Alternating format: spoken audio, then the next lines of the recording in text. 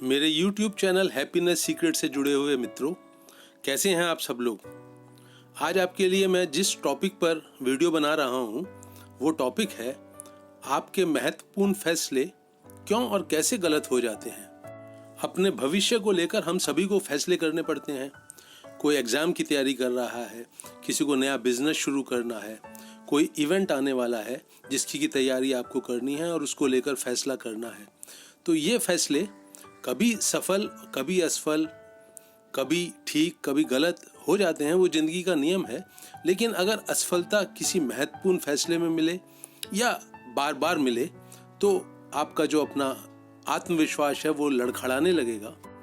कई बारी तो हौसला इस तरह से टूट जाता है कि कोई भी जिंदगी में नया कदम उठाने की हिम्मत नहीं बचती। फैसला लेकर किसी काम को शुरू न कर पाना एक तरह की समस्या है। फैसला ले लिया है और बीच रास्ते में, अभी आप मंजिल तक नहीं पहुंचे हैं, बीच रास्ते में दुविधा का शिकार हो जाते हैं। मन बार बार चिंता से भरकर ये सोचने लगता है कि फैसला लगता है गलत हो गया, नतीजे नहीं आ रहे, तो फिर कॉन्फिडेंस लड़खड़ाता है। और बहुत बारी जब आप बीच में ही अपना अधूरा काम छोड़कर अलग हट जाते हैं तो बहुत तरह के नुकसान हो जाते हैं। तो इन सब चीज़ों को ध्यान में रखते हुए ये समझ हमारे भीतर आना बहुत ज़रूरी है कि हमारे महत्वपूर्ण फैसले क्यों और कैसे गलत हो जाते हैं और क्या सही कदम उठाएं जो फैसले अधिकतर सही साबित हों, सफलता की तरफ ले जाएं। तो दोस्तों, भाग्य या भगवान को दोषी ठहराने से पहले एक बारी इस तरह से भी सोचें कि कहीं फैसला लेने के लिए जिस तैयारी की मुझसे अपेक्षा थी, जो क्षमता मुझे अपने भीतर पैदा करनी थी, कहीं उसमें तो कमी नहीं रह गई। तो आइए नज़र डालते हैं कि वो तैयारी कैसी होती है, क्या होती है, जिसके की कारण अपने फैसले को मंजिल तक पहुंचाने की जो एक संभावना है वो बढ़ जाती है। तो सबसे पहले दोस्तों, जो भी आप फैसला लेना चाहते हैं उसके बारे में ये सोचें कि क्या आपने तथ्यों को इकट्ठा कर लिया है, क्या आपने उचित जानकारियां इकट्ठी कर ली हैं, क्या आपके पास फिगर्स मौजूद हैं, क्या आपने कुछ अनुभवी लोगों से बात कर ली है जो पहले से उस राह पर चल चुके हैं जिस राह पर आपको आगे बढ़ना है। इन सब चीज़ों के कारण जो एक आपके मन में योजना पैदा होती है, जो एक मानचित्र बनता है, उस मानचित्र में जितनी कमियां आप फैसले को पूरा करने के लिए नई राह पर कदम उठाने से पहले आप जितनी तैयारी कर लोगे, उतना ही आपको कुछ अनिश्चित, कुछ अचानक ऐसा नहीं घटेगा जो कि आपके फैसले की राह में रुकावट बनकर खड़ा हो जाएगा। तो पहला कदम समझ में आया दोस्तों। अपने फैक्ट्स और फिगर्स को, जो तथ्य हैं, उनको अच्छी तरह से इकट्ठा करें। एक बहुत क्लियर कट मानचित्र अपने मन में बनाएं कि यात्रा किन किन पड़ावों से गुजरेगी। एक मजबूत योजना बनाएं। और ये बहुत ज़रूरी है ध्यान रखना कि आप किसी के कहने से में आकर, किसी के कहने के दबाव में आकर, चाहे वो आपका परिवार का सदस्य हो, कोई मित्र हो, कोई एक्सपर्ट हो, उसके दबाव में आकर लालच का शिकार होकर तो कहीं आप अपना फैसला नहीं ले रहे हैं। लालच एक ऐसी चीज़ है जो आपकी आंखों पे, आपकी समझ पर पर्दा डाल देता है और तब जो आप फैसला लेते हैं वो उसकी गलत होने की संभावना बहुत ज़्यादा बढ़ जाती है। तो दोस्तों, योजना तैयार हो गई, आपने मेहनत कर ली, फैक्ट्स एंड फिगर्स इकट्ठे कर लिए। अब आप एक नज़र अपने ऊपर भी डालें, अपनी क्षमताओं पर डालें, अपनी स्किल पर डालें। कितना कुशलता है आपके भीतर उस काम को पूरा करने की जिसको लेकर आपने फैसला किया है। बहुत बारी देखने में आता है कि कोई विद्यार्थी है, वो जो टाइम टेबल बनाता है उसमें इतने सारे घंटे पढ़ाई के जोड़ देता है जो कि उसके लिए करना संभव नहीं है। वैसा करने की उसको आदत नहीं है, उतना वो परिश्रम करने का उसका स्वभाव नहीं है। लेकिन उसने एक फैसला ले लिया है, फिर वो फैसला जो है वो कभी भी सफल नहीं हो पाएगा और वो उसका जो हौसला है वो फिर दिन पर दिन टूटने लगता है। कोई बिजनेसमैन है, बिजनेस शुरू करना चाहता है, नया बिजनेस में जाना चाहता है, उसने ये नहीं देखा कि उसके पास स्किल अपनी कितनी है, वो लोगों के ऊपर कितना डिपेंड करेगा, वो काम की समझ उसने अपने भीतर बना ली है कि नहीं, वो अपने जो और जिम्मेवारियां हैं उनसे बचाकर समय निकाल पाएगा कि नहीं, ऊर्जा दे पाएगा कि नहीं, उसके फाइनेंसेस कैसे हैं, कितना पैसा है उसके पास, बीच में अचानक जरूरत पड़ी तो एक्स्ट्रा पैसे का इंतजाम वो कैसे करेगा, कर पाएगा कि नहीं कर पाएगा।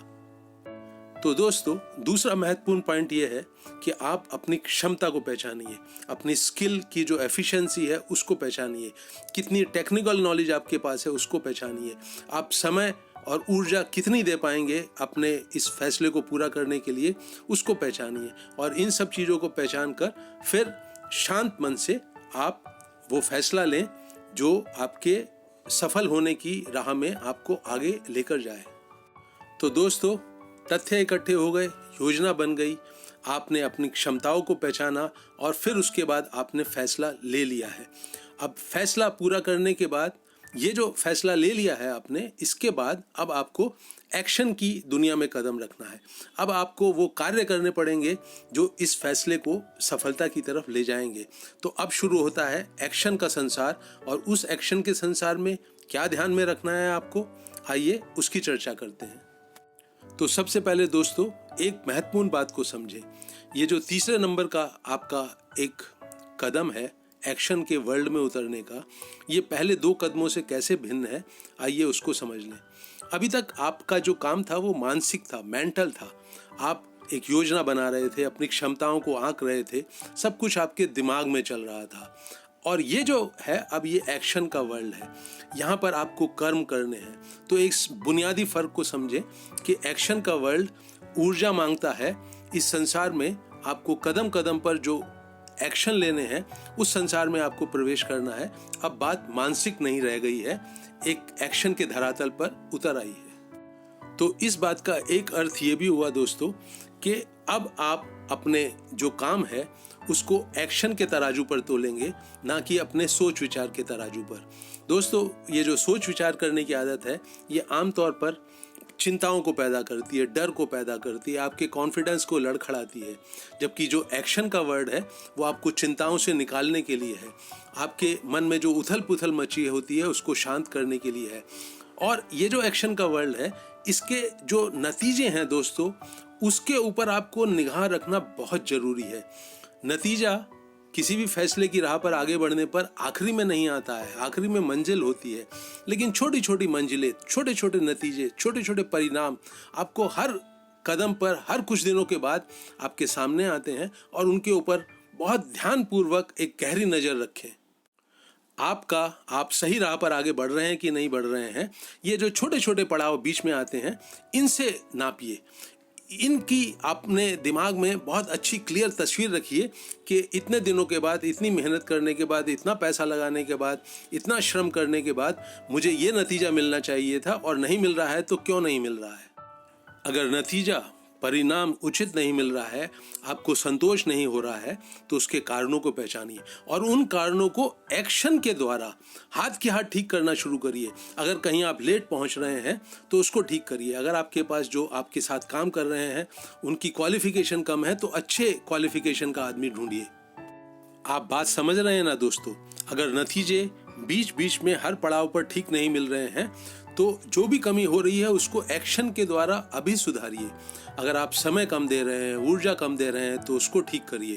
अगर किसी एक्सपर्ट की सलाह लेनी है तो उसे अभी लीजिए। अगर फाइनेंसेस और ज़रूरत है तो उसका इंतजाम अभी कीजिए। अगर आप मेहनत कम कर रहे हैं तो उसको अभी ठीक कीजिए। सिर्फ ये उम्मीद रखकर कि कल को बात बदल जाएगी, नतीजे बदल जाएंगे, इस लापरवाही के कारण, इस अंधकार में चलते हुए आप अपने राह पर आगे बिल्कुल ना बढ़ें। तो दोस्तों, एक्शन के द्वारा अपनी समस्याओं को हल करने की जो समझदारी है वो कैसे आती है? वो सूत्र वही है दोस्तों जो मैं हमेशा हर वीडियो में दोहराता हूँ। आंख खोलकर, सजग होकर, अलर्ट होकर, जाग कर जीना शुरू करें। एक संसार है, सच्चा संसार, असली संसार, जो आंख और कान के द्वारा आपके सामने खुल रहा है लगातार। इसमें जब भी ज़रूरत पैदा होती है वो दिखाई देती है, और जब वो दिख जाती है तो उसको, उस ज़रूरत के लिए जो भी एक्शन ज़रूरी है उसे काम करने की क्षमता अपने भीतर बढ़ाते जाएं। अलर्ट होकर जिएं, होशो हवास के साथ जिएं।